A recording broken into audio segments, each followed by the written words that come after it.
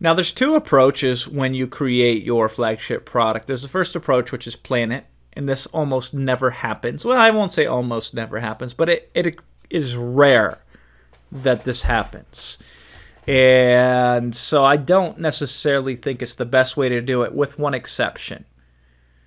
And that exception is it should be completely obvious to you. And you should have some sort of advantage that is almost impossible to replicate. So, I mean, if there's nothing else in the world that excites you except for that one thing, and a very specific defined aspect of that one thing, and we'll talk about that later, how we do that. Yeah, I mean, you have no other options anyway. You're going to have to build version A, then B, then C, then D, then E, then finally get version F, which is the flagship version, right? And also if you have some sort of additional advantage on top of that. If you study some of these people here, like, Milton Erickson is one of my favorite people to study hypnosis on.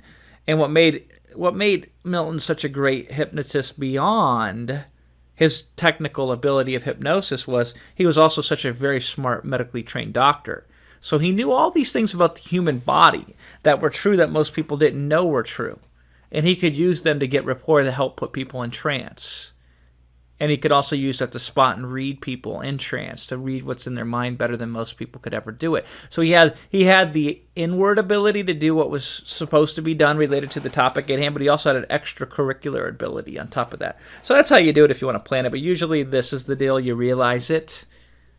So you try stuff. You try lots of stuff. And some stuff completely exceeds your expectations on all levels. So on a financial level, on a results level, your customers benefiting from it level, on your personal enjoyment of thinking about it and using it, it just keeps to pop up in your mind on that level, then it's worth a different look, a deeper look from a different perspective. So you go back to it and you say, okay, if we did A, B, and C, or if we went deeper into A or deeper into B, if we went wider into C or deeper and wider into all areas, if we started thinking about doing this as the market leader or going out there to be number one, how would that look and would that be worth it? That's the 80-20 to the 95-99. We start with good enough, and then if it makes sense, we make it better than what is already considered the best.